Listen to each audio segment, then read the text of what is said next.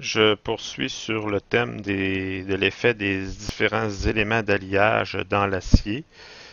Euh, donc, j'en étais rendu à aborder l'influence. Ben, j'avais même commencé dans la capsule précédente pour expliquer un petit peu les principales influences du molybdène en tant qu'élément d'alliage et de quelle manière le molybdène influence le traitement thermique de l'acier.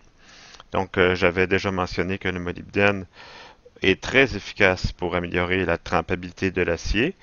C'est dû à deux caractéristiques importantes propres à l'atome de molybdène. Donc, premièrement, la formation de carbure de molybdène, avec le molybdène déjà présent en joint de grain lors de la mise en solution dans l'austenite.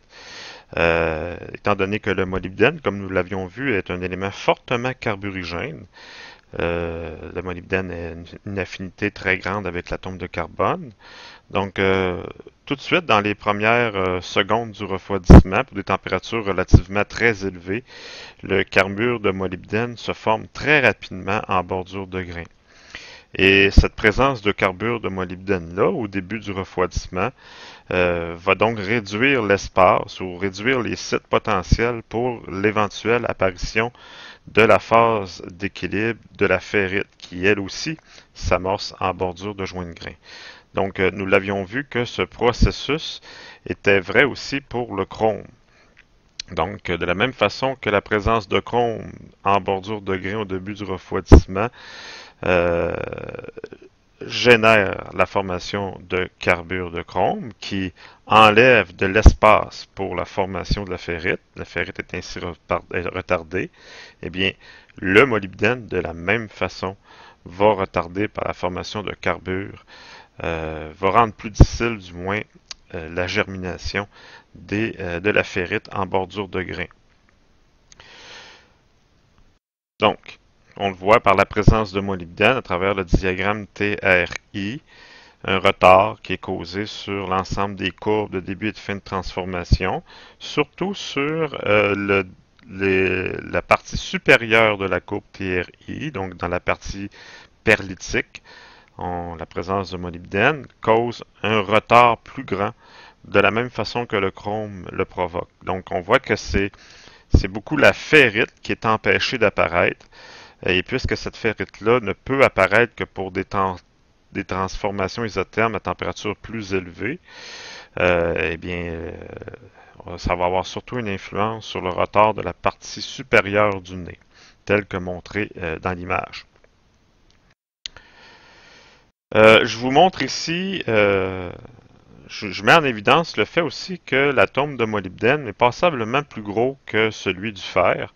Donc, je me permets de vous l'illustrer ici par l'insertion dans la matrice cubique à face centrée du fer. J'ai inséré dans la position prévue, dans une des positions prévues du réseau cubique à face centrée, un atome de molybdène, seulement pour vous montrer que cette présence de cet atome-là, qui est passablement plus gros, va déranger, va enlever tout simplement, en quelque sorte, de la marge de manœuvre pour les atomes de fer dans sa capacité de se réorganiser en cubiques centrés, donc de procéder à la transformation allotropique au début du refroidissement, de façon à être capable de transformer ce réseau cubique centré-là éventuellement en réseau cubique centré. Mais la présence d'un atome aussi gros que le molybdène va rendre la tâche beaucoup plus difficile pour les atomes de fer pour se réorganiser en cubiques centrés, étant donné la différence de taille. Cette différence de taille-là, en plus de rendre la tâche plus difficile pour la transformation allotropique, cette transformation allotropique-là va être dépendante de la capacité de diffusion non seulement du carbone, mais aussi de l'atome de molybdène. Et de par sa grande taille, l'atome de molybdène aura beaucoup de difficultés à diffuser dans les premières secondes pendant que l'acier va être encore chaud. Donc, pour qu'il y ait formation de perlite, donc les lamelles de ferrite et de cimentite, telles que représentées ici à partir des bords de grains, ben, dans l'austenite qui est représenté en grise, ben, le molybdène qui est déjà présent va devoir diffuser. pour qu'il y ait formation de perlite, puisque la solubilité du molybdène est différente dans les deux phases constituant la perlite, donc elle va être plus grande dans la ferrite et moins grande dans l'austenite, et ça, ça va causer une différence de concentration. Donc, il doit y avoir diffusion du molybdène dans l'austenite afin que la composition permettant la formation de la perlite soit atteinte. Donc, pour que la ferrite se forme, elle doit laisser diffuser le molybdène, ce qu'elle fait relativement facilement, du coup que les atomes de fer ont réussi à se transformer en cubiques centrés. Le molybdène, la solubilité du molybdène dans l'austenite est meilleure. Donc, le molybdène va être transféré dans l'austenite, mais sa diffusion dans l'austenite est plus difficile. Donc, autrement dit, ça veut dire que plus la ferrite va apparaître, ça va être difficile en périphérie à l'interface ferrite-austenite, vu à l'augmentation de concentration de l'austenite, qui rend plus difficile la formation de ferrite, plus à l'interface, ça va être difficile pour l'austenite de former aussi la ferrite. Donc, il y a comme une lutte entre le fait que le molybdène, c'est un stabilisateur de la ferrite. Ça, c'est vrai. Mais le fait que le molybdène est beaucoup plus gros, pour que cet effet stabilisateur-là se fasse sentir, il faut que le molybdène diffuse dans l'austenite. Ce qui est la difficulté à faire de par sa grande taille par rapport à l'atome de fer. Donc, il y a une lutte entre équilibre thermodynamique de la ferrite apportée par une plus grande concentration de molybdène, mais capacité de diffusion du molybdène pour augmenter la concentration du molybdène dans l'austenite pour lui permettre plus facilement de se transformer en ferrite.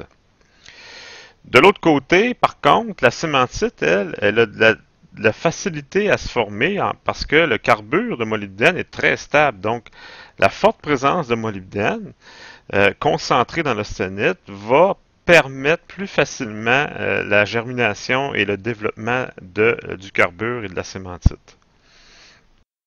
Mais tout ça, au total, fait en sorte qu'il y a un retard causé par la transformation de l'austenite à phase d'équilibre, ferrite-cémentite à travers la perlite. Donc, ce qu'il faut retenir, c'est que parce que le molybdène, son pouvoir de diffusion est très petit, ça va être extrêmement difficile aux phases d'équilibre ferrite-cémentite d'atteindre certaines tailles pour être capable de former la perlite. Donc, ça va lui prendre du moins beaucoup plus de temps à température élevée. Ce qui va faire en sorte que dans le contexte d'un refroidissement continu, ben, si le refroidissement est pas excessivement lent, s'il est trop rapide, le molybdène n'aura pas le temps par sa diffusion très lente, n'aura pas le temps de faire son effet alphagène dans l'austenite. Donc, il va y avoir un recul vers des temps plus longs. Ce que l'on souhaite, bien entendu, si on veut durcir l'acier à son maximum, on veut justement que la ferrite ne puisse pas apparaître, ni la ferrite primaire, ni la ferrite de la perlite. Donc, c'est l'intérêt du molybdène. Donc, on utilise sa grande taille par rapport au fer pour limiter la diffusion afin de retarder la transformation à l'équilibre. Voilà. Donc, la vitesse de croissance de la perlite est dictée par la vitesse de diffusion relativement lente du molybdène dans l'austenite. C'est ce qu'il faut retenir. Comme la vitesse de diffusion du carbone dans l'austenite est très grande, parce qu'il est beaucoup plus petit, à celle du molybdène, la vitesse de croissance de la perlite sera plus faible. Donc, tout est dicté par la vitesse de diffusion du molybdène qui contrebalance son effet alphagène. Un autre élément très important chez les aciers, on le retrouve très présent chez les aciers-outils, un peu moins chez les aciers micro-alliés, du moins utilisés, mais dans les aciers-outils, il est très présent. Donc, nous allons comprendre de la même façon qu'on l'a fait pour les éléments d'alliage précédents, de quelle façon le tungstène va améliorer la trempabilité. Donc, regardons encore une fois la différence de taille entre l'élément d'alliage et l'atome de fer. Donc, c'est quand même une différence quand même assez importante. Encore une fois, le tungstène est passablement plus gros que l'atome de fer, 139 picomètres par rapport à 126. Donc, on voit qu'on se dirige vers un petit peu les mêmes phénomènes qu'on a vus avec le molybdène. Donc, le tungstène, sa grande taille, va influencer, va du moins être en partie la cause du retard des transformations à l'état d'équilibre. Donc, le tungstène, on a vu aussi qu'il était carburigène, donc il forme une molécule assez simple, un carbone pour un atome de tungstène. Et le tungstène est, quant à lui, lui aussi, comme plusieurs autres éléments d'alliage, alphagène. Les deux seuls qu'on a vus qui étaient à l'inverse gammagènes étant le nickel et le manganèse. Pour la plupart des autres éléments d'alliage, ils sont pour la plupart alphagènes, comme c'est le cas pour le tungstène. Donc on voit qu'ils partagent beaucoup de points communs avec le molybdène. Donc le tungstène améliore notablement les propriétés mécaniques par la formation de carbure et aussi par son effet non négligeable sur la trempabilité de l'acier. Donc pour des teneurs variant entre 0,1 à 1% de tungstène, il améliore fortement la trempabilité. Donc il est très efficace pour retarder les transformations à l'équilibre. Et il forme aussi des carbures très stables de tungstène qui contribuent à l'acier, aux aciers en quantité suffisante, à la résistance mécanique, mais aussi surtout à la résistance à l'usure et à l'abrasion.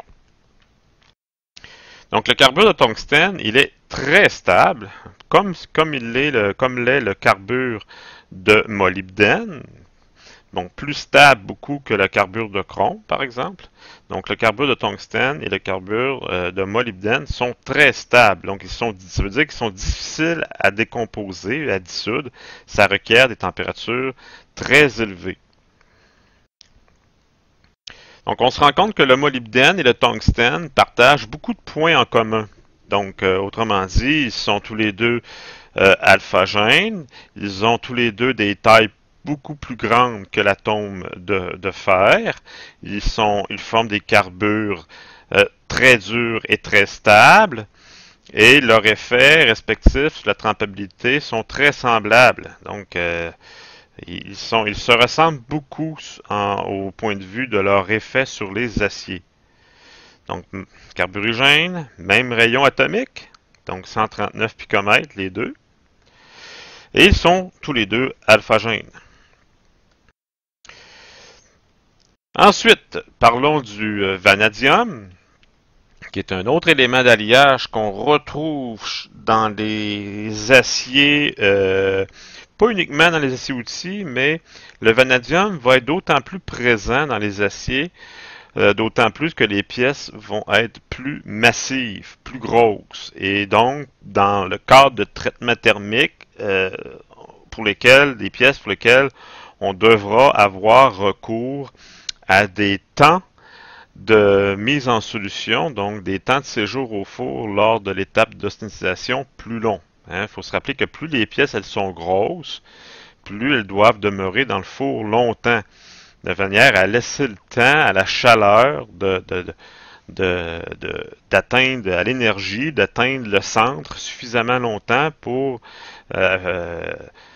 finalement permettre la mise en solution du carbone non seulement en surface, mais aussi en plein cœur de la pièce. Et ce sera d'autant plus long à réaliser que la pièce est massive. Le danger là-dedans, je vais vous expliquer un petit peu plus loin, c'est que le fait qu'on doive laisser des pièces beaucoup plus longtemps dans le four lors de l'étape de la mise en solution, ça va créer certains problèmes. Donc, je vais réexpliquer ça, je vais revenir là-dessus dans pas très long. Donc, encore une fois, là, pour expliquer l'effet de l'élément d'alliage, en l'occurrence le vanadium, comparons encore une fois la taille de l'atome d'élément d'alliage avec celui du fer. Donc, encore un atome plus gros que le fer. Donc, la différence est par contre moins grande avec le molybdène et le tungstène. Donc, le vanadium est un petit peu plus petit, 134 picomètres versus 126 pour le fer. Donc, ça va bien entendu jouer sur son pouvoir de diffusion lors de la transformation, lors du refroidissement. Le vanadium est carburigène aussi. Et le vanadium est un élément très alphagène, même davantage que le molybdène. Donc, il stabilise encore plus efficacement le réseau cubique centré. Les additions de vanadium améliorent notablement les propriétés mécaniques, donc résistance mécanique, dureté, et ce pour des teneurs aussi faibles que 0,1 à 0,35%. Il va améliorer fortement la trempabilité. Donc, on l'avait vu là, dans les capsules précédentes que le vanadium a un effet très important sur la trempabilité. Il va l'exercer de la même façon, selon les mêmes mécanismes que nous avions, que j'avais expliqué dans le cas du molybdène. Et forme des carbures de vanadium qui contribuent aussi à la résistance et à la résistance à l'usure. Le vanadium, en quantité suffisante, est particulièrement efficace et c'est ce vers quoi je voulais vous entraîner là, avec l'importance du vanadium dans les aciers. C'est qu'il est le plus efficace pour empêcher la croissance des grains austénitiques lors du chauffage à température élevée. Donc, lorsqu'on doit faire des opérations de mise en forme à chaud, comme par exemple le forgeage, tel que vous le voyez à l'écran ici, les aciers qui sont destinés aux opérations de forgeage, et d'autant plus que la pièce va être massive, un peu comme vous voyez là à l'écran, euh, la présence de vanadium en quantité suffisante va être fondamentale. Pourquoi? Parce que normalement, les temps requis pour compléter ce genre de transformation-là peuvent être très longs. Donc, la pièce va être chaude très très longtemps. Donc, les températures requises pour faire des opérations de mise en forme à chaud, là, ça dépasse souvent les 1000 degrés Celsius. Et dans cette situation-là, qu'est-ce qui risque d'arriver? Ben, qu'est-ce qui arrive tout le temps lorsqu'on, bien entendu, l'acier est à l'état austénitique et les grains d'austénite, plus ils sont chauds et plus ils sont maintenus longtemps, ont tendance à grossir. Les grains ont tendance à se euh, bouffer les uns aux autres, à se fusionner. Et le nombre de grains dans le métal diminue au fil du temps et donc la grosseur des grains augmente, bien entendu.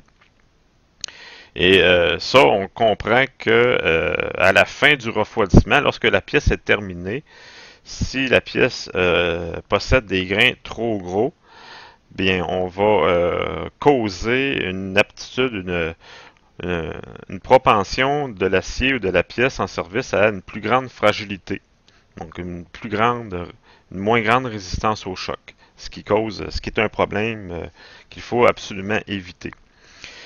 Donc, les métallurgistes, à une certaine époque, ont découvert que lorsqu'ils ajoutaient du vanadium, mais en quantité suffisante, le grossissement de grains n'était pas observé, ou du moins le processus de grossissement de grains était beaucoup plus lent, de sorte qu'on garantissait des grains suffisamment petits, soit après des opérations de mise en forme à chaud qui ont été longs, ou soit pour simplement pendant les opérations de traitement thermique de pièces massives, qui requièrent eux aussi des temps plus longs. Donc, la formation de carbure de tungstène au joint de grain, comme la plupart des carbures, on l'a vu, c'est le cas avec le carbure de chrome, c'est le cas avec le carbure de molybdène, le carbure de tungstène. Ben, de la même façon, le carbure de vanadium se forme de manière préférablement dans les joints de grain. Mais la température de décomposition des carbures de tungstène est plus élevée que tous les autres carbures, de sorte que les carbures demeurent présents dans les joints de grain, même pendant le moment où les aciers sont très chauds, pendant les traitements thermiques et pendant les opérations de mise en forme à chaud. Et la présence de carbures dans les joints de grain empêche la décohésion des joints de grain. Donc, ils vont empêcher les grains de sténite voisins de se fusionner ensemble. Donc, ils agissent comme une espèce de serrure ou de fermeture éclair, là, si on veut, qui stabilise le grain.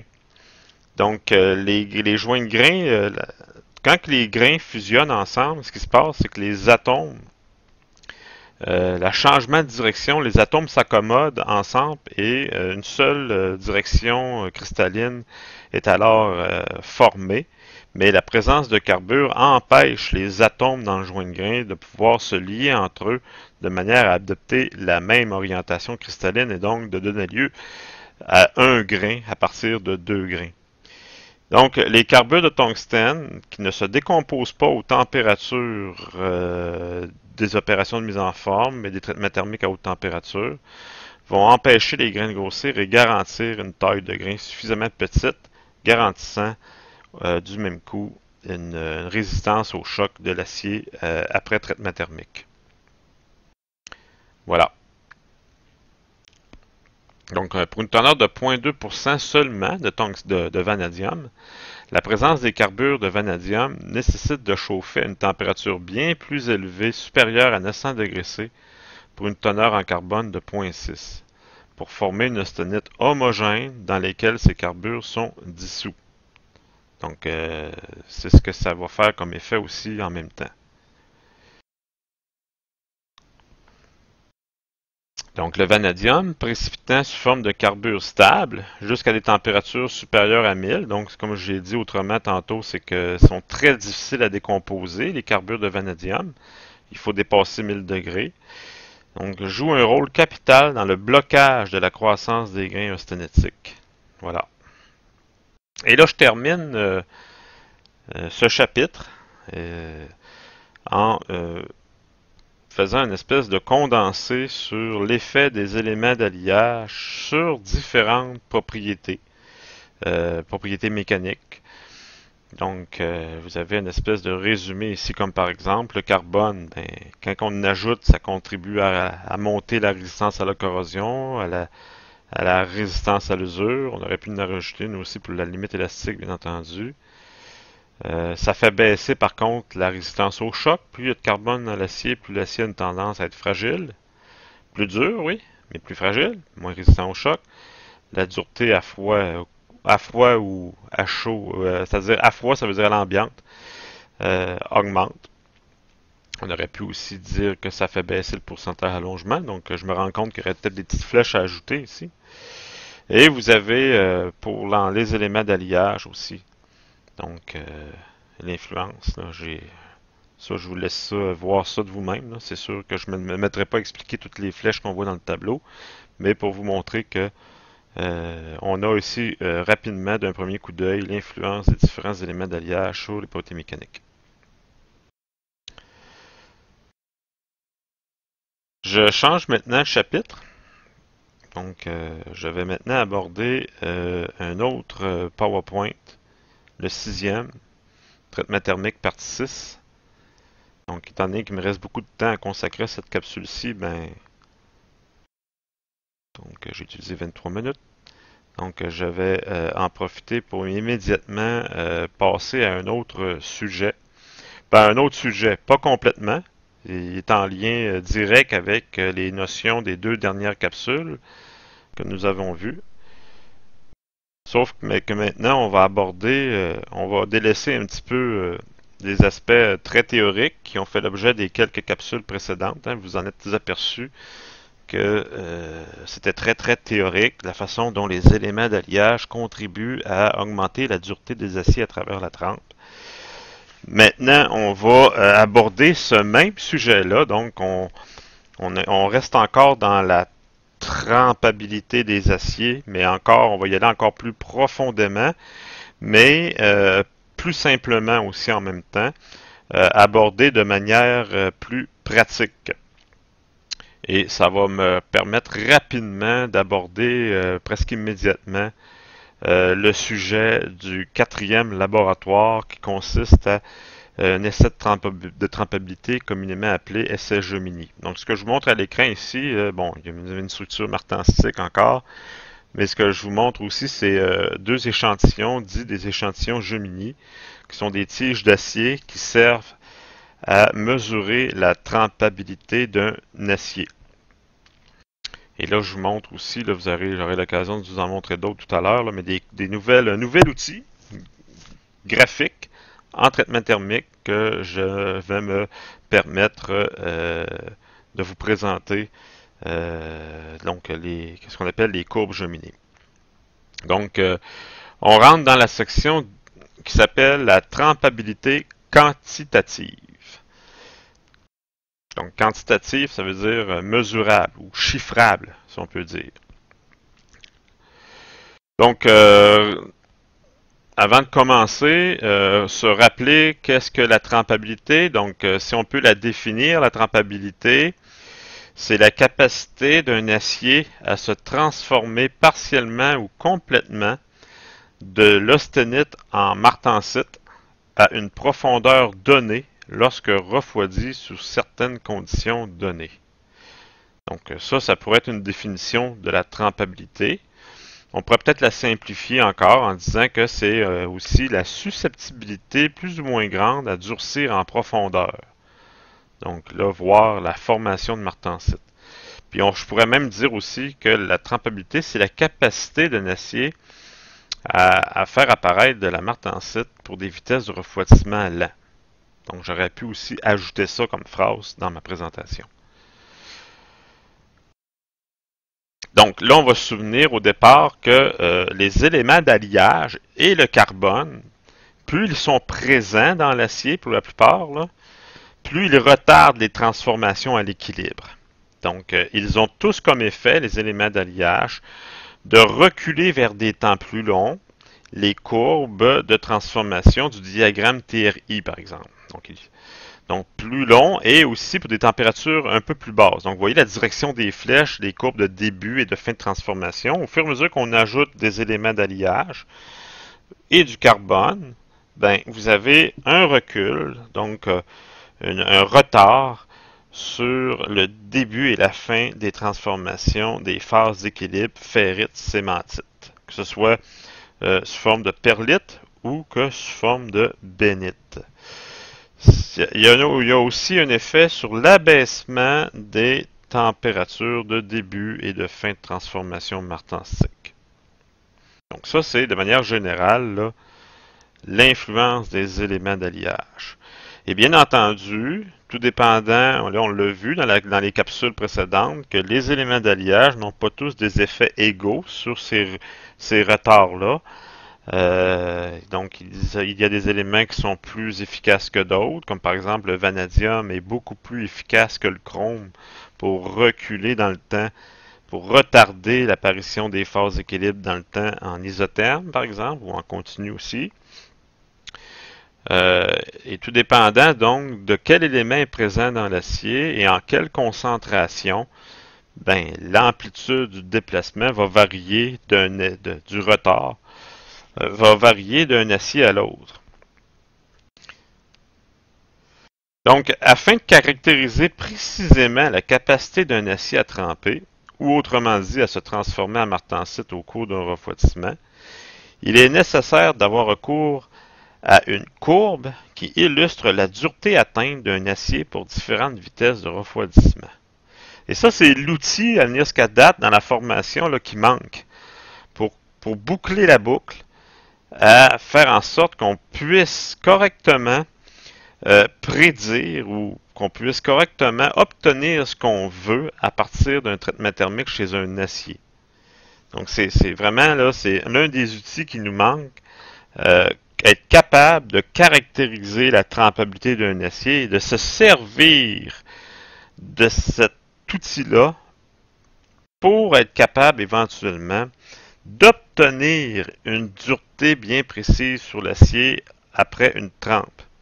Ou, surtout, de nous assurer que l'acier va tremper, peu importe sa taille, pour un alliage donné. Ça va permettre aussi surtout de choisir le bon acier qui va nous permettre d'obtenir une dureté à une certaine profondeur en fonction de sa taille. Donc là, la phrase que je viens de dire, là, elle est d'une importance fondamentale. Parce que ce qu'on veut souvent, c'est qu'un acier, globalement, ait une résistance mécanique globale suffisamment élevée, peu importe sa taille. Mais on comprend que pour durcir un acier, on est dépendant de la vitesse de refroidissement. Donc, on ne peut pas décider de la vitesse d'un refroidissement. Ben, on a, pour des conditions de refroidissement données, c'est la nature du métal. Donc, pour les aciers, ben, c'est le fer. Mais aussi, surtout, sa taille. Donc, on est à la merci des propriétés physiques du fer en termes de capacité d'extraction de chaleur et on est à la merci de la taille de la pièce. Donc là, c'est ici là, que la notion de trempabilité quantitative prend son importance. C'est qu'il faut trouver le moyen de chiffrer la capacité d'un acier à tremper, de façon à ce que ce soit beaucoup plus facile pour l'utilisateur à interpréter et à utiliser. Donc là, je vous montre un graphique qui nous rappelle que dans un acier, il y a plusieurs vitesses de refroidissement différentes à l'intérieur d'une même pièce d'acier. Donc, on comprend qu'à la surface, c'est là que le refroidissement va être le plus rapide. Donc, vous allez avoir la courbe qui est à gauche, qui va être susceptible d'être capable de former de la martensite. Ensuite, quand on s'éloigne de la surface et qu'on va vers le cœur, ben, plus on s'éloigne, plus la vitesse de refroidissement est lente. D'autant plus que si la pièce est massive, cette différence de vitesse de refroidissement-là entre le centre et la surface va être d'autant plus grande.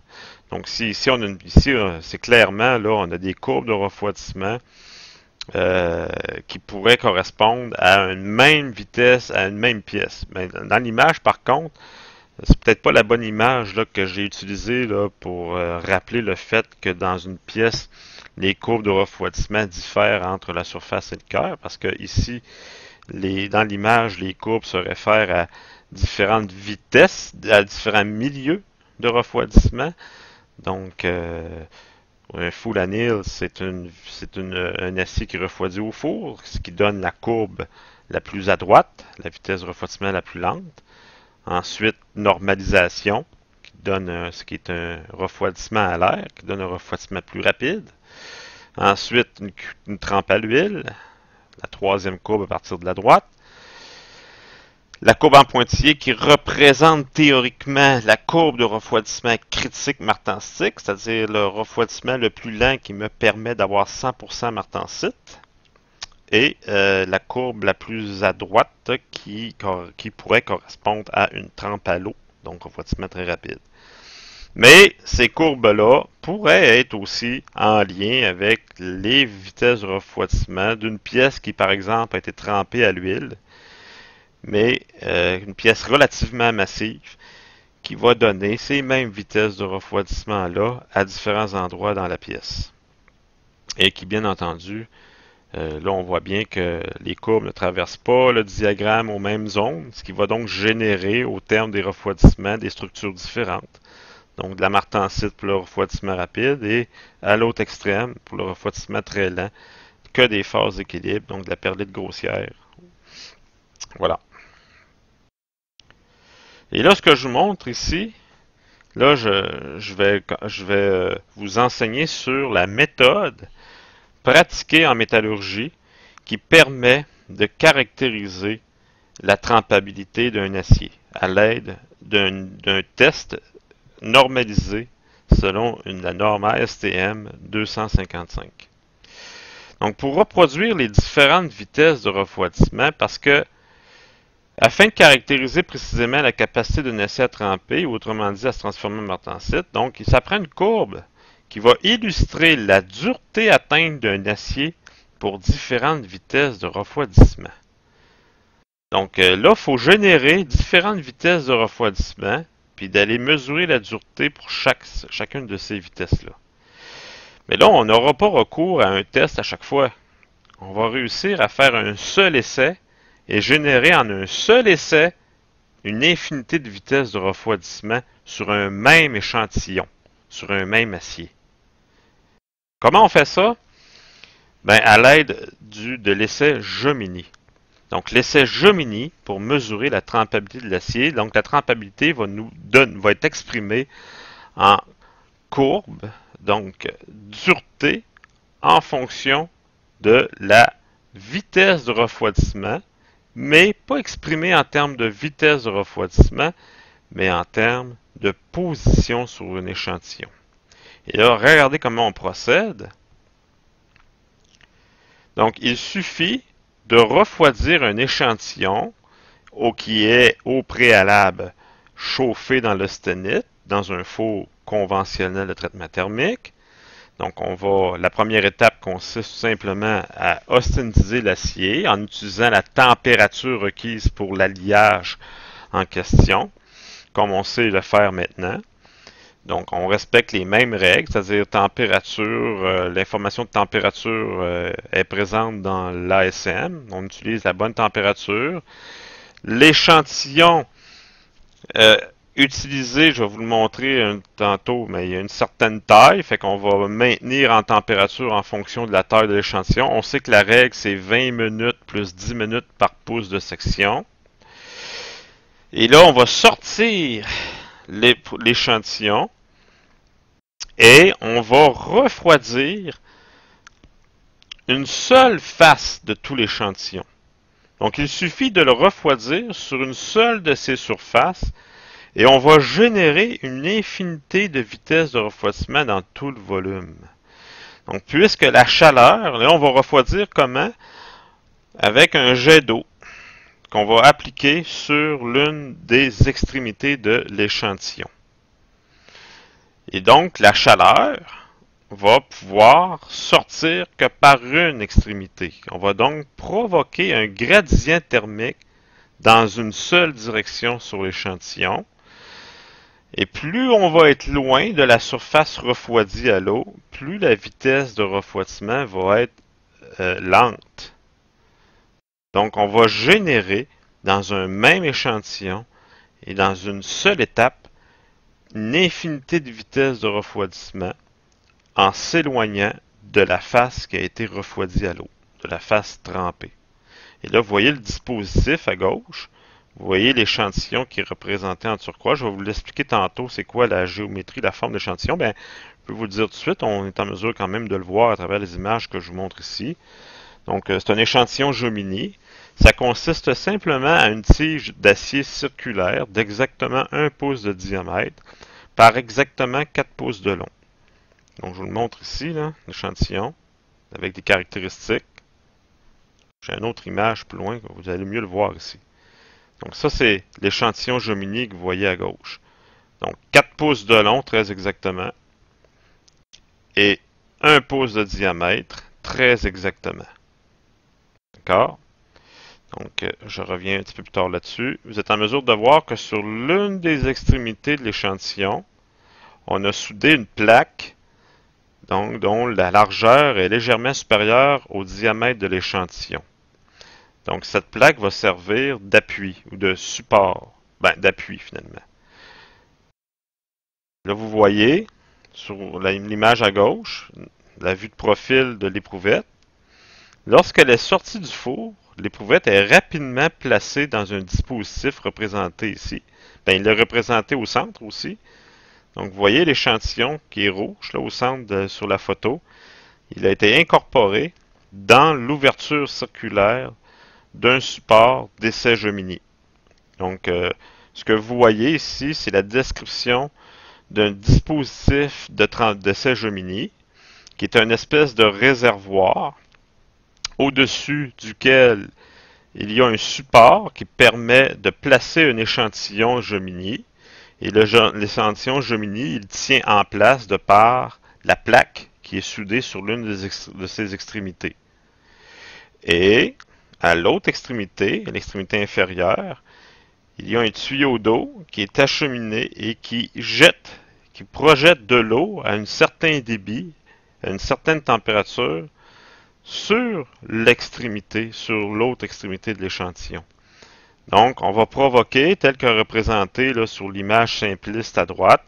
Donc, on refroidit l'une extrémité et là, on va générer un profil de refroidissement. Vous le voyez là, que l'échantillon en rouge, ça veut dire qu'il est encore très chaud et en noir, ça veut dire qu'il a refroidi. Donc, on le voit aussi, on est en mesure de le voir aussi sur la photo, là, un échantillon qui vient d'être mis en place sur le dispositif. Donc, C'est vraiment un jet d'eau. Là, ça fait vraiment une fontaine d'eau. Quand que l'eau arrive sur l'extrémité, ben, sur 360 degrés, là, l'eau est projetée, puis ça fait comme une fontaine. Donc, c'est un jet d'eau. Et là, il y a des normes à respecter, il y a des règles à respecter au débit de l'eau, à la température de l'eau, à la distance qui sépare le tuyau, là, la buse de l'échantillon, du bout de l'échantillon, de manière à ce que cet essai-là puisse être fait de la même façon, peu importe qui le fait. Donc, il y a une recette très, très encadrée qui va faire en sorte que, mettons, si je demande à deux ou trois personnes différentes de faire le même test Gemini sur le même acier, qu'on puisse arriver aux mêmes duretés, aux mêmes résultats. Donc ça, je vais le voir tantôt là, avec la norme ASTM. Je vais vous la décrire un petit peu. Je vais vous la montrer, la norme ASTM, qui gère les essais Gemini, qui normalise finalement l'essai Gemini. Donc, si je vous montre encore une autre image, ça c'est une image, je pense que vous avez dans vos notes de cours, mais je ne suis pas certain, mais en tout cas, avec deux éprouvettes Gemini. Donc, vous allez travailler exactement avec ce genre d'éprouvette-là pendant le quatrième laboratoire. Et là, vous avez à gauche sur l'image, comme je l'ai montré tantôt, la représentation du jet d'eau, l'échantillon qui est tenu par un support. Et lorsque l'essai Gemini est terminé, au bout d'une dizaine de minutes, on retire l'échantillon du dispositif. Et ce qu'on va faire maintenant, c'est qu'on va mesurer la dureté, comme vous voyez ici là, sur l'image. On va mesurer la dureté sur la longueur de la tige, à différentes distances par rapport à l'extrémité qui a été exposée au jet d'eau. Et on va s'attendre à ce que, puisque la vitesse de refroidissement a été différente, au fur et à mesure qu'on s'éloigne de l'extrémité trempée, on a généré sur toute la longueur des vitesses de refroidissement différentes, donc la vitesse de refroidissement diminuant au fur et à mesure qu'on s'éloigne de l'extrémité trempée. Bien, on va percevoir ces vitesses de refroidissement-là de par la quantité de martensite qui a été formée et donc de par le résultat de dureté recoilcée qui aura été prise à intervalles réguliers tout le long de l'échantillon. Donc on voit ici les petites empreintes de dureté. Vous remarquez que sur l'échantillon, avant de prendre les duretés, on ne les prend pas sur la surface arrondie. Avant de prendre les duretés, on va usiner l'échantillon de manière à faire un méplat. Je vous montre. Donc, je vais vous montrer une autre image tantôt qui va vous montrer un échantillon avec le méplat. Oups. Donc, et puis, ça va créer une surface d'à peu près 9 à 10 mm de large sur laquelle nous allons, après ça, prendre des duretés sur presque toute la longueur. Donc, des duretés en recoilcé. Et ces duretés-là vont être utilisées pour faire la courbe Gemini. La courbe Gemini qui consiste à la dureté mesurée en fonction de la distance par rapport à l'extrémité trempée. C'est ce qu'on appelle la distance Gemini. Et ça, on va obtenir le genre de courbe que vous voyez à l'écran. Bien entendu, la dureté maximum qui va être mesurée très très près de la surface trempée, c'est là que le refroidissement était plus rapide. C'est là qu'il est plus susceptible d'avoir plus de martensite, donc là où la dureté va être la plus élevée. Et dépendamment de la trempabilité de l'acier, ben, on va obtenir une courbe qui va plus ou moins descendre rapidement. Donc la dureté va s'abaisser plus ou moins rapidement au fur et à mesure qu'on s'éloigne, qu'on considère la distance par rapport à l'extrémité trempée. Je vous montre ici une image qui fait le lien entre la vitesse de refroidissement. Excusez, là, c'est des phrases en allemand, mais c'est une image que j'ai bien aimée, que j'ai trouvée sur YouTube. Là. Pas sur YouTube, mais sur Google. Donc, parce que on voit bien là, la correspondance entre la vitesse de refroidissement. C'est ce que j'aimais sur l'image, c'est pour ça que je l'ai retenu. Où on voit en fonction de la distance sur la longueur de l'éprouvette Gemini, vous avez des températures exprimées en Kelvin par seconde. Donc, à toute fin pratique, c'est la même chose que des degrés par seconde, des degrés C. Parce que en vitesse de refroidissement qu'on dise 14 Kelvin par seconde, ça va équivaloir à 14 degrés Celsius par seconde. Donc, vous pouvez, au lieu de lire K, là, pour lire degré C, là, on aurait les mêmes chiffres. Et donc, vous voyez que les vitesses de refroidissement, qui sont très grandes près de l'échantillon, donc, même que vous avez en gris, là, je sais pas, la petite ligne grise qui est vis-à-vis l'extrémité de l'échantillon, c'est là que le refroidissement est le plus rapide. Et là, c'est pour ça que j'aime cette image-là, parce que vous voyez en gris la courbe de l'autre côté à droite, là, la courbe de refroidissement représentée en degrés C par seconde. Donc, là, on vient d'apprendre que ZEIT, Z-E-I-T, c'est temps en allemand. Donc, compétence transversale ici, là. Comment conjuguer un cours de métallurgie avec un cours de langue. Euh, et donc, vous avez la courbe grise qui est très rapide. Et au fur et à mesure qu'on s'éloigne de l'échantillon, ben, vous avez les courbes plus lentes. Et on aurait pu aussi, ben, j'ai une autre image qui va permettre de le montrer plus tard, où on aurait pu incorporer, mettre à travers les courbes de refroidissement euh, les courbes de transformation TRI pour montrer encore mieux que pour faire le lien entre l'apparition des phases en rapport avec chacune des vitesses de refroidissement sur chacune des distances par rapport à l'extrémité trempée de l'éprouvette Gemini. Ah, ben justement. Donc, voyez cette image-là. Excusez, c'est encore en anglais ici. Là, j'ai pas pris le temps de le traduire parce que je pensais pas me rendre jusqu'ici dans la capsule, mais je vais le faire à la prochaine capsule. Je reprendrai cette section-là. Là. Je la traduirai en français. Euh, mais vous voyez ici un échantillon. Vous voyez très bien. Là, ça c'est une vraie photo d'une éprouvette dans laquelle le méplat a été fait, usiné par usinage. Donc, nous, pendant le laboratoire, il y a des années pour lesquelles je faisais faire le méplat par les étudiants, ce qui s'avérait des fois une tâche un petit peu fastidieuse. Mais il y a d'autres années où ce que je donnais le contrat au département de génie mécanique, donc de sorte que quand les étudiants y revenaient la semaine d'après, les méplats étaient faits.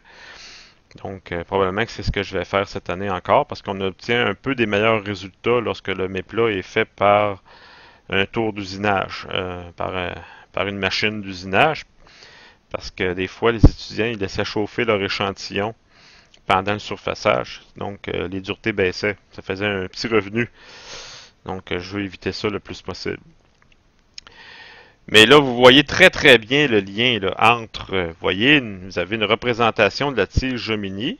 Donc, au bout, l'extrémité, la dureté atteinte, la courbe est même tracée à travers la tige Gemini pour bien montrer qu'en fonction des distances Gemini, qui sont exprimées généralement en pouces, en huitième ou en 16e de pouce. Donc, vous avez ici les distances par rapport à l'extrémité trempée avec la chute de dureté recoilissée au fur et à mesure qu'on s'éloigne de l'extrémité trempée. Et en même temps, cette image-là, je l'aime parce que aussi, vous voyez, vous avez un premier point ici, très très près de la surface, qui s'accorde avec une vitesse de refroidissement la plus rapide, la courbe A. Là, vous voyez qu'elle passe devant la courbe de début de transformation d'austenite à perlite ou à ferrite primaire. Donc, on va avoir quelque chose, c'est ce qui explique la dureté élevée, c'est qu'on a conservé tout l'austenite à cet endroit-là pour faire que de la martensite. Donc, A, martensite. Mais plus on s'éloigne de l'échantillon du bout qui a été trempé, plus les vitesses de refroidissement sont lentes. Et là, vous voyez que la baie, c'est intéressant la baie parce que, vous voyez, on n'a qu'à se déplacer de quelques huitièmes, 1 ou 2 huitièmes de pouce. Puis là, déjà là, on a un refroidissement plus lent qui fait en sorte que pour cet acier-là, il y a une partie de l'austenite qui se transforme en phase d'équilibre. Donc, on n'aura pas que de la martensite. On va avoir un mélange de martensite et de perlite, par exemple. Donc, ici, c'est manifestement, là, c'est un acier qui n'est pas hypotectoïde. Là. Ça peut être l'acier 1080 parce qu'il n'y a pas de ferrite primaire là, qui peut apparaître. Et puis, bon, ben, vous avez la C qui est plus lent, où là, on n'a pas de martensite du tout. Plus loin, là, le troisième point qui est ici. On a une perlite fine qui donne une dureté à un certain niveau. Et beaucoup plus loin sur l'échantillon, le refroidissement est beaucoup plus lent. Où on a une perlite très grossière qui va donner une dureté plus faible. Donc on voit que la courbe est plus basse. Donc c'est ça l'esprit derrière la courbe Gemini. Et à la prochaine capsule, ben là, j'expliquerai plus en détail la technique et surtout cette courbe Jomini-là qu'on obtient, qu'est-ce qu'on peut faire avec ça après? C'est un outil indispensable en traitement thermique. Je vais avoir l'occasion dans la deuxième capsule de le développer davantage. Voilà.